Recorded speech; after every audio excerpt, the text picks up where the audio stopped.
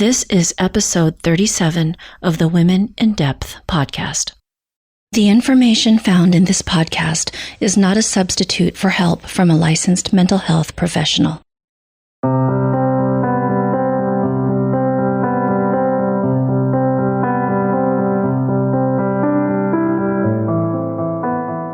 Hi, everyone, and welcome back to the podcast. Today, we're exploring an experience that is challenging for most women, especially if we're being completely honest with ourselves, and that is the experience of anger. For women, we have some unique challenges when it comes to anger. It's not as socially acceptable for women to be angry, to show anger, to fight, to be in conflict. And there's a stereotype that nice girls are relational. They get along, they're harmonious, they take care of others. And so the message that many women receive is that if I'm going to be relational, if I'm going to be a caretaker and nurturing, if I'm going to be a nice girl, then I can't be angry. So it's very hard to integrate the experience of anger with many of the expectations that are connected to women. In today's episode, Michelle Farris demystifies anger. She'll talk about why it's important to be connected to our anger, the purpose and function of anger, what some of the myths are surrounding anger, the consequences of being disconnected from our anger, and how women can begin to heal their relationship with anger. So without any further ado, let's get started with the interview.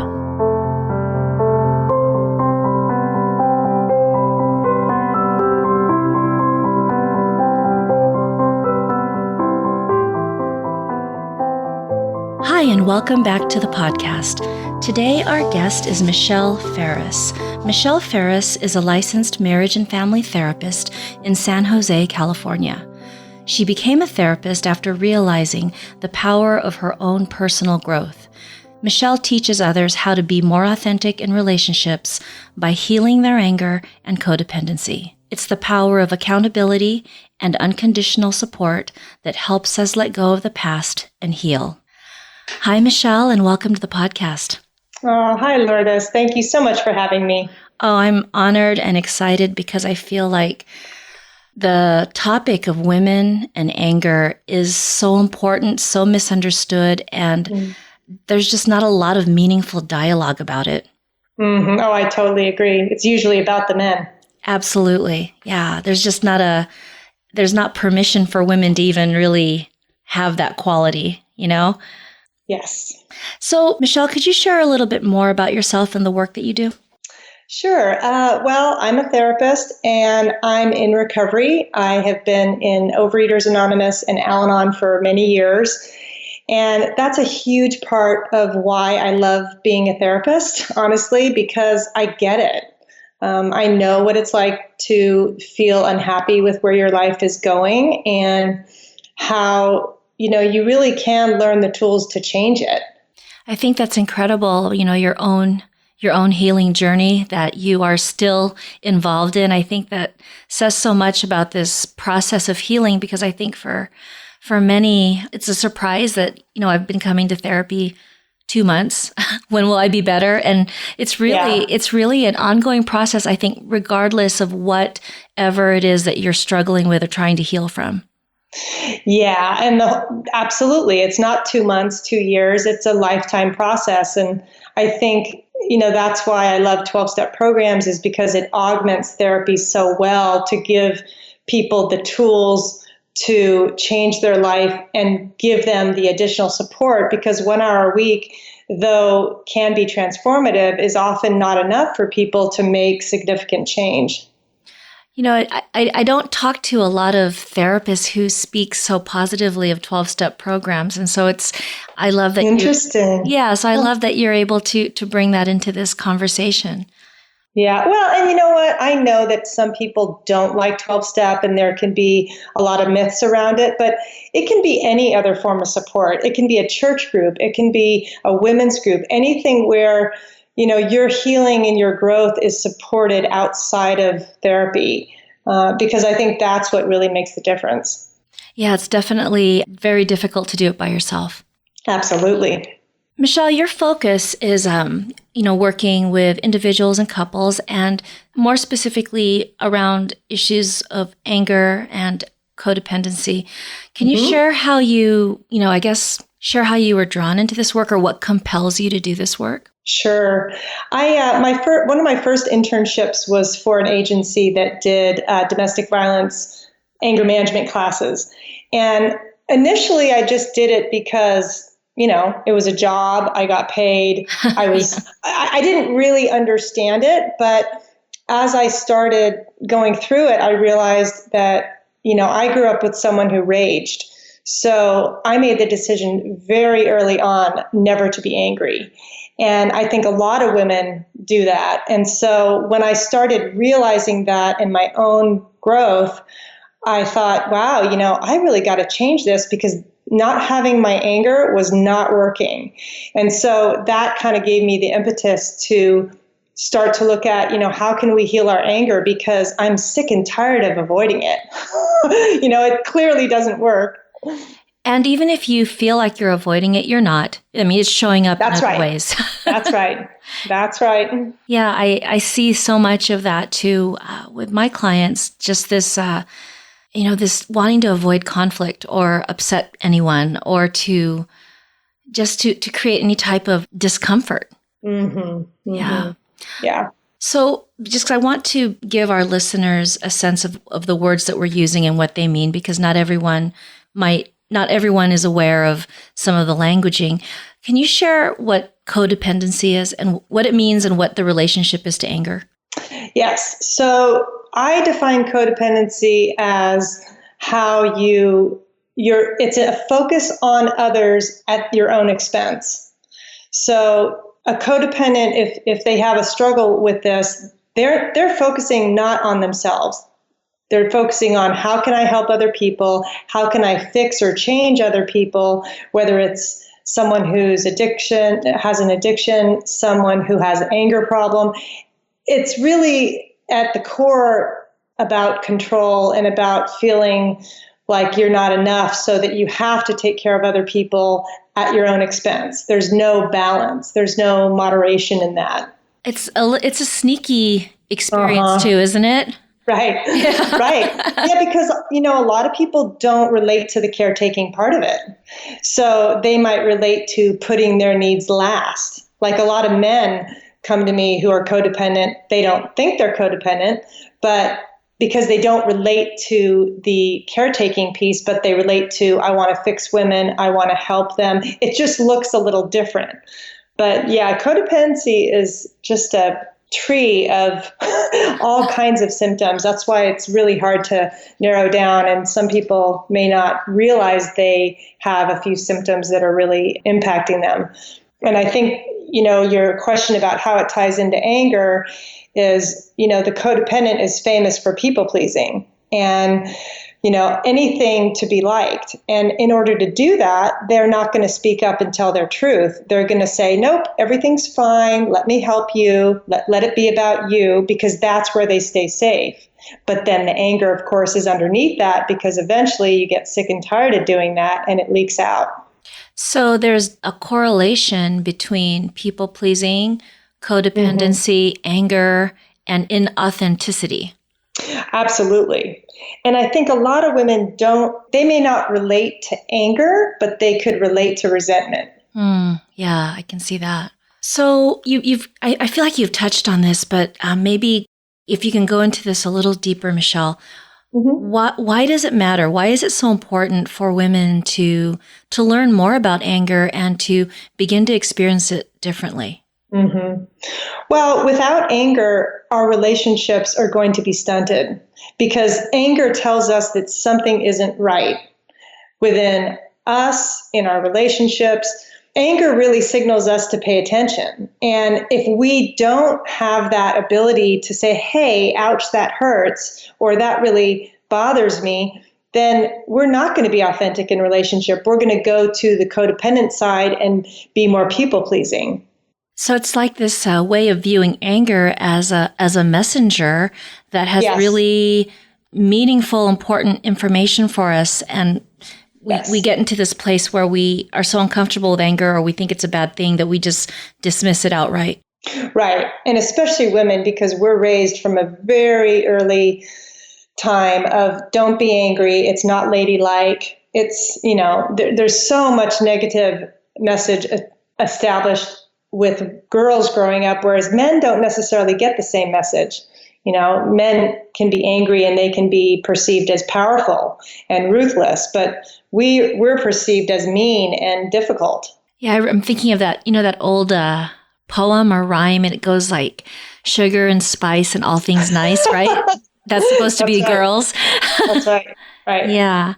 Yeah. So as I was preparing for our conversation, I was doing some research, and I found this quote that Eileen Fisher wrote about the importance of being an angry woman. So I'm just going to read it and then ask you to kind of reflect on this. Okay. So she said, for women, anger has always been controversial. In pop culture, in the office, in romantic relationships, the angry woman is loathed for her hostility. She's told she sounds like an ex-wife, like a mean mom, and she gets tuned out. She is the, quote, angry black woman. She's the, quote, queer woman demanding her rights. She's the bitch who cuts off a man, who interrupts her in a meeting. Anger in women is considered unattractive and unfeminine. Yeah, well, I think a lot of us can relate to hearing those types of messages. But when I hear that quote, I think of, and I do this a lot in my practice, is, sometimes when women are really, really angry like that, it's only partially due to what's happening in the moment. A lot of times it's what is their stress level leading up to that moment that's contributing to them being maybe perceived as a bitch or demanding or too much, because, right, they're not angry at just one thing. They might be angry at 10 things, but they're not expressing them. So it comes out, when it comes out big. Right. And it comes out and then the correlation is it's because of this thing that's happening now versus. That's right. Right. That's right. And that's why people will often say, well, I don't understand why she's so angry. I just forgot to do the dishes. But it's not about just the dishes. It's about, maybe she got chewed out at work. Maybe the kids left a, dirty house when she got home. And she's not speaking up about all those little things. But then when she finally does speak up, it just becomes a big blowout. How can a woman who is not connected with her anger, who's not in healthy relationship with her anger, how might she experience this? How might this show up besides the obvious, where it's just this blow up of anger? Mm-hmm. Well, I think resentment is huge. A lot of times in my couples work, the women come in with a lot of old hurt that they have been sitting on for years. And so they may not, again, realize it's anger, but it's that old hurt that they've never expressed. The other thing, the other way it shows up, honestly, is addiction. So a lot of times women might start to feel anger and feel scared of it. So they decide, I'm just going to have a drink. I'm just going to eat a bunch of sugar. I'm going to do something to squelch that feeling because it's not okay to have it. So through resentment, through addictions. And codependency. I mean, a lot of times if they're ignoring how they really feel, then it's going to leak out in those people-pleasing behaviors, because that's safer to do than actually admitting you're angry or saying no. So the anger is like the buffer or a protector from the more painful things below in that way? Yeah, it can be. But what I see a lot is that women, they're either blaming their anger on their mate or they don't want to have it at all. And when I ask them, are they angry? They say, no, I'm not angry at all. and you know what? I relate to that. If someone had told me in my late 20s, are you angry? I would have said, absolutely not. And I was. Yeah. I was really angry, but I didn't know that I could connect to that word and not be perceived as a bitch. So I distanced myself from it. So we've talked about some of the, I guess, the reasons why a woman would become disconnected from her anger. Can you share maybe what are some, how this can look like? How does a woman get to a place where she honestly doesn't feel like she's angry? She could Mm-hmm. She could really pass like a lie detector test and say she's not angry. How does that happen where, when you're a child, you are connected to your emotions, you express them. Right. And then now she's this adult woman and that's not even on her radar. Mm-hmm. Well, that's where I go to the resentment piece. I might say, so what are you really hurt by? What are you harboring as a resentment that you maybe haven't shared yet, or that's stewing? Because most women are going to relate to being hurt or resentful, but it takes a while for them to practice saying, hey, ouch, that hurt my feelings. Because even that is a start of expressing anger. It's just that if they don't relate to the word anger, I just use a different word. It might be overwhelm. A lot of women relate to that. I like that you have these different words to use to help them to step into this experience, the resentment, the overwhelm, which are much more relatable, I think. Yes. Yeah, especially when you are not comfortable with the word anger or the experience. Yeah. And a lot of them aren't. And that's okay.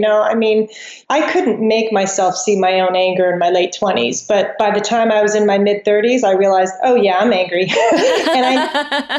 and I was willing to deal with it. But as a therapist, we can't get there before we're ready. Right. And that's why with anger, we have to be really gentle with ourselves, because sometimes it's just baby steps at a time before we can really see it and even see our behavior and what it's cost us. What are some of the misperceptions or myths surrounding anger for women? Well, I think women who are angry are labeled bitch. That's the most common one. But when I was thinking about this question, two things came up. One was, if I ignore it, it'll go away.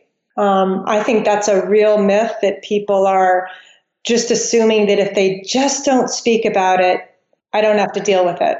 It's not going to come back. Right. And of course, we know it's going to bite them in the tush, but I think that's the myth, is that if I just don't speak it, I can avoid that conflict.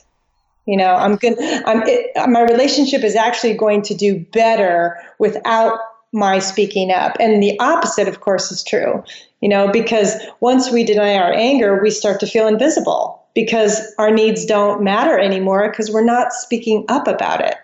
Yeah, and I think, too, that just the consequences that are perceived that may or may not happen by expressing your anger I think that is so frightening or overwhelming that it... Yes. Right? Right.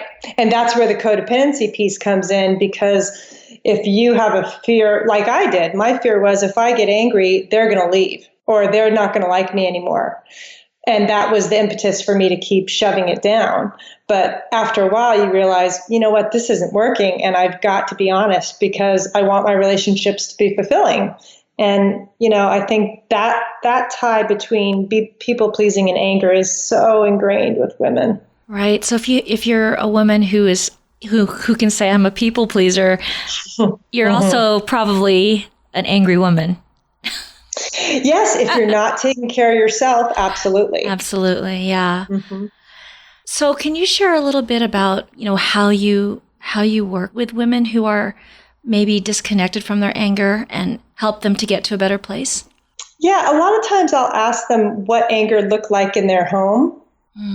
And they often, how they do anger presently or don't do anger, often it is connected to that. So if they come in and they have a rageful father, then of course they may become a people pleaser, because it's a lot safer to be nice than express anger, because for that person, anger is rage. So they don't really know the difference.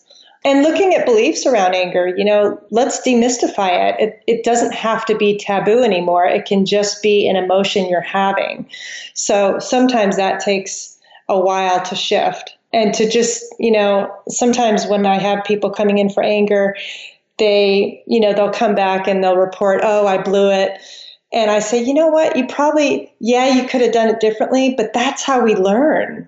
So I kind of celebrate the mistakes, because even in my own life, if I make a mistake, that I learn so much from that, because I can replay it and say, okay, where could I have done it differently? And that's what I do with the client. And then the client sees it as not a shaming experience, but a learning experience. So they don't have to come in feeling like, oh my gosh, I have to know all these tools and practice them immediately. No, you're gonna mess up. I mean, that's just life, but you can learn from each one that you mess up.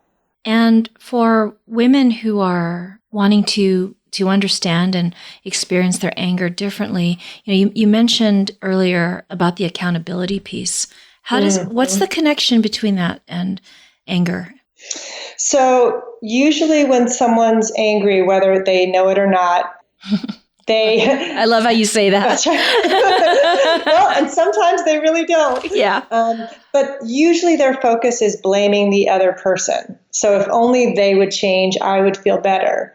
What I do is I try to let them see, okay, what's your part in this equation?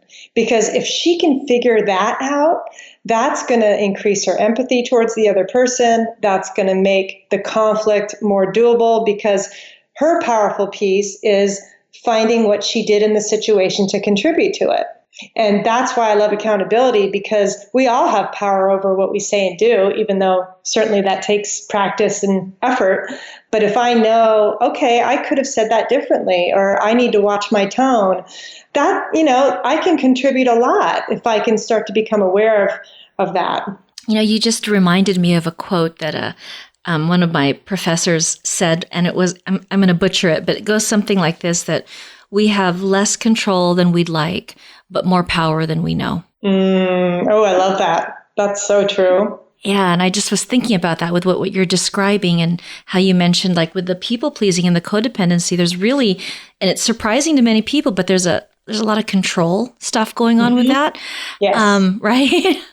Yeah. Yeah. And really, like you said, you can choose how you'll respond. You can choose your behaviors and your actions. And that's where that power comes from. It was really going back to yourself, like you said, and taking the focus off whoever or whatever is upsetting you.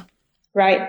Well, yeah, because that's the other myth, is if only he or she changes, I'll be okay. But that gives all your power to the other person, which is what the codependent does. So it's bringing it back to you and saying, okay, what do you need to do to take care of yourself so that you're less angry? And sometimes that has nothing to do with the other person. That has to do with how you're managing your own stress. Why is it so difficult for people? And I say people because, for our listeners, I want you to know that, even if you're a therapist, you still deal with the stuff, with the anger and all of these things. So why is it so difficult for human beings to shift from that? But let's say that you understand and about the codependency and the anger and shifting the blame, but yet you're not able to make that shift. What keeps people stuck? I think it's fear and shame, because, looking at anger takes a lot of courage, and you really have to demystify it and say, you know what, it's just a feeling. But if I think it's the big scary monster, I'm not going to touch it. And I think that's why it takes people so long to see how great accountability is, because most people come from a place of, I can't admit my mistakes because I was beaten up for that as a kid, or I was shamed as a kid when I made a mistake. So making mistakes are seen as negative, as opposed to, well, you know what, we all make them. So why not make it just part of the human experience and part of growth? But, I think that's why it takes us so long to be willing to look at some of this stuff. Yeah, and I love how you phrased it as just a feeling. Because we make it bigger than it is. And because we're afraid of it and don't want to get close to it, that's where, like you said, that's why we need to demystify, because we make it into something really horrific and scary. Right, right. And it doesn't have to be, Yeah. If someone is listening and they're thinking, maybe me, maybe not, I don't know, I like to take care of people, and I don't, I like things to be harmonious and peaceful. Or it could be someone who knows that their anger is a struggle for them. What would your words of wisdom be for this person? You know what? I would say start writing it in a journal. If that's the safest way to express it. I think journal writing is so powerful with anger, because nobody's going to read it. You can burn it after, but it's a place where, especially in the beginning, when you first start to let yourself express anger, if you've been stuffing it for a long time, it's going to be big when you open that can. So that's why writing, I always say, do that uncensored writing, swear, name call, blame. It doesn't matter. Just get it out, because that act of purging that anger is going to calm you down enough eventually so that you can get to more reasonable anger. And if what you're saying is if someone's more private with it, writing can be a gentler way to start expressing it rather than face to face. Yeah. And what about for the woman who maybe it's not so gentle? Well, then one of the things I always recommend, and it's part of my anger course, is start rating your stress level from 1 to 10. And most of us live at a 2 or 3, so we have some stress going on all the time, but we're calm, we're able to function, we're able to go to work, we're able to have a reasonable conversation without a tone. But when you start to go 4 or 5, you're getting annoyed, your tone's changing, you're starting to get impatient. Most people at that level ignore it and say, well, it's not that bad yet, I'll just keep going. And that's the worst thing you can do because then you get home and you're one or two things happen and you're an 8. So for the woman who has trouble controlling their anger, just notice when you wake up in the morning, when you're at work, when you come home from work, what's your number? Because that number can dictate what you do next. And then I'm just guessing here, but so jump in and let me know what your thoughts are. So for the woman who maybe doesn't identify with either of those, but she is more of the people pleaser, or she sees herself more in the codependent definition in that she puts the needs and wishes and she just puts others ahead of her own. How does she begin to kind of get into relationship with anger? Well, find out what she wants. So if the person, the codependent woman wants to please others, but they're not really pleasing themselves. So that would be the first step, even if they need to write it out because they don't want to speak it yet, because that might be too scary, but they can write out, secretly, I really wish my needs were met. And here are what those needs are. Yeah. Because that is the start of anger, but it's not necessarily in its full-fledged form. It's just, this is where I'm not being satisfied. And if I don't take care of it, it will eventually become resentment, anger, hurt, etc. Yeah. I also see a lot of women who feel guilt or are apologetic if they even say anything about being angry about something. It's almost like there's a disloyalty or a betrayal, right? Right. Well, they feel bad. They feel like they shouldn't have a quote negative feeling, but that's why I always suggest start with the safest people to you. So most of us have girlfriends that we really trust, and those are the perfect people to just start practicing. You know what? I'd really prefer if we do this instead of this. So instead of going with the flow, you're going to speak up. You're going to take a little bit of a risk without it being about a conflict. But just in everyday life, to speak your truth or to share an opinion in a way that you might not have before. I love that. That's so doable and easy, because it's safe and it's not something you said that there's a lot riding on, right? That's right. And that's why you only start with your tribe that you really trust, because you're going to be nervous anyway, but they're going to most likely accept you and be fine with it. So, Michelle, when you look back on your work with women and your own work in this area, what has surprised you the most? How empowering it is to let myself feel anger. I was really surprised at that because for a long time I would stuff it, and I really thought that was the better way to go because I thought, look at how nice I'm being. Right. But when I realized, wow, I feel so inauthentic now in my relationships because nobody knows what I want. And so when I started saying no, for instance, I thought people would be really angry. And I think this is where most people get stuck, is if they say no, they're going to be upset, angry, disappointed. But, most people would just say, oh, okay. And it was no big deal at all.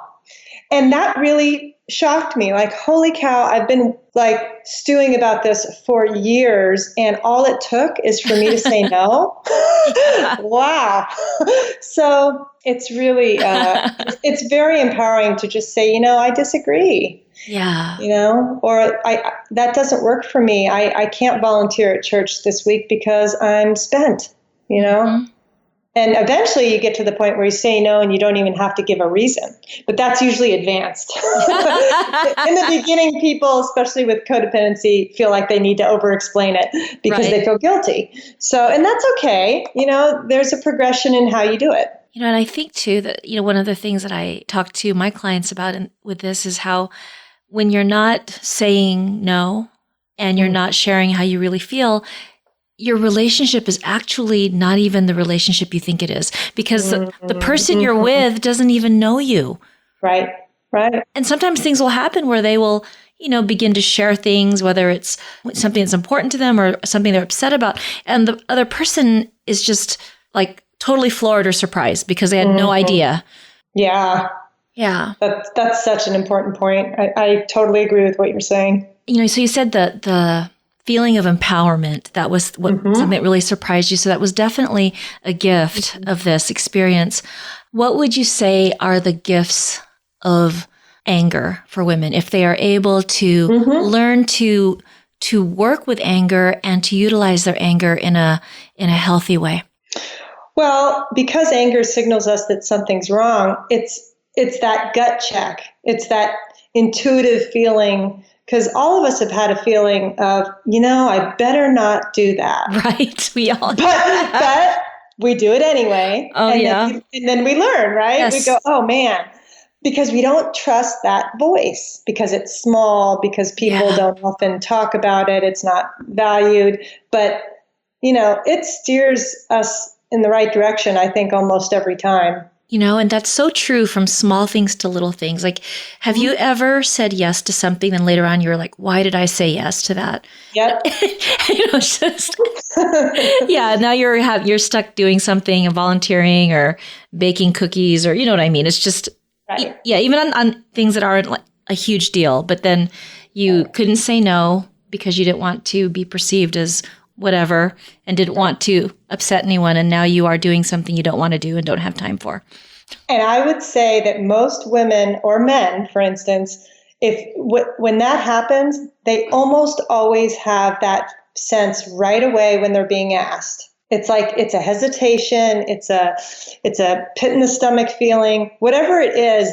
Everybody has their no in their body. And I think starting to cultivate what that is part of the gift in anger. Yeah. So it's almost like we have this really valuable and necessary part of our nature that lets us know, hey, no, this is not something you really are being called to. And we have gotten disconnected from it. And it's okay to listen to it, even because for me it was, well, that doesn't make sense. And I had to learn that it would make sense later after the fact, but initially it's just a feeling, and you either learn to trust it or you keep ignoring it. So for those who are family members, friends, or loved ones of someone who might be struggling with anger, do you have any suggestions for them on how to cope with their loved one's anger? Yes, I actually wrote a blog about that. And one of the things I talked about is you can validate the anger. Sometimes that will de-escalate it, where if somebody's really, really angry and they're yelling, if you can say something like, wow, I really get that you're super frustrated right now. And if you can add the subject matter of what they're talking about, even better. But it's just a short, I really get it. If they can hear that, often they will de-escalate because they feel heard. That is so true. You're absolutely right with that. So, but the other thing is, you have to stay safe. So usually when somebody's angry, the first thing I'll do is I'll back up, because I don't want to be in their physical space. I want to give them plenty of room so that I feel safe. And if they're going to, wave their arms and walk around, I'm in no touching distance so that it's safer. I think you've alluded to this right now, Michelle, but what are some of the maybe roadblocks or red flags that a person who's beginning to work with anger should kind of look out for as they're doing this work? Because like you said, working with anger, first of all, takes a lot of courage. It's not something that everyone is ready to do or able to do or should do, depending on what's going on in their lives. Are there any things that you would encourage someone to kind of just be aware of as they begin to work with their anger?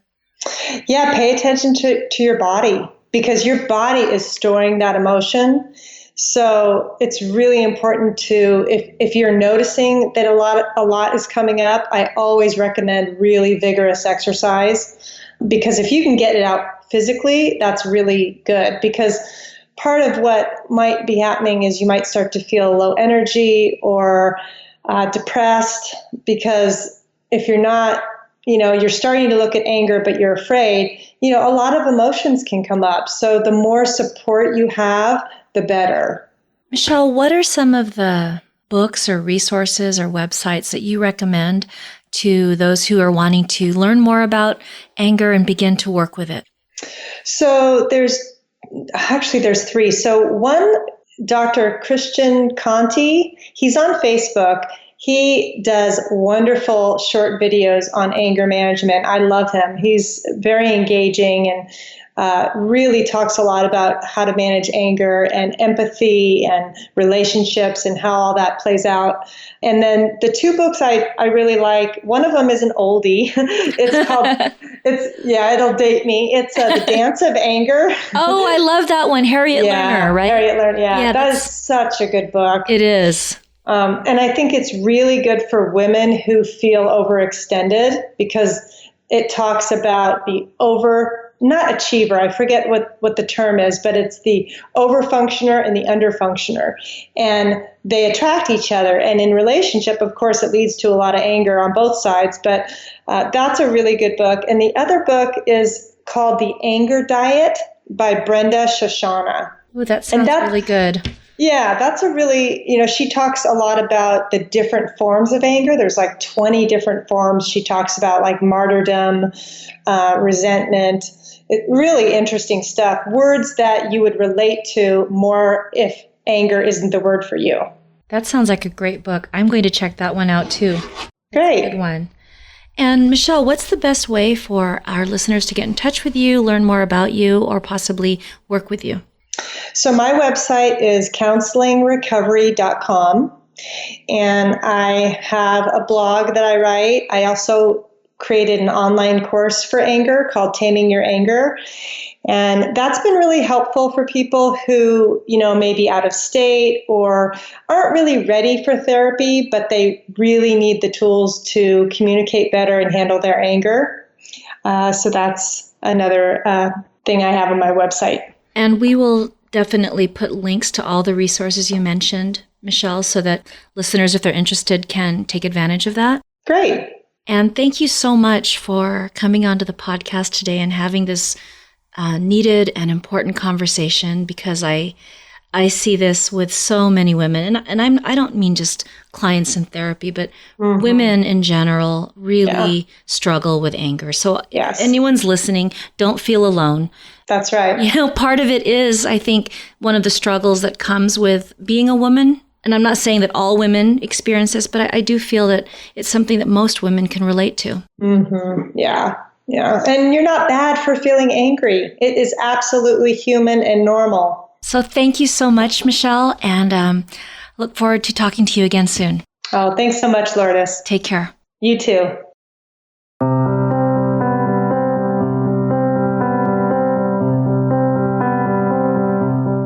I hope you enjoyed today's conversation with Michelle.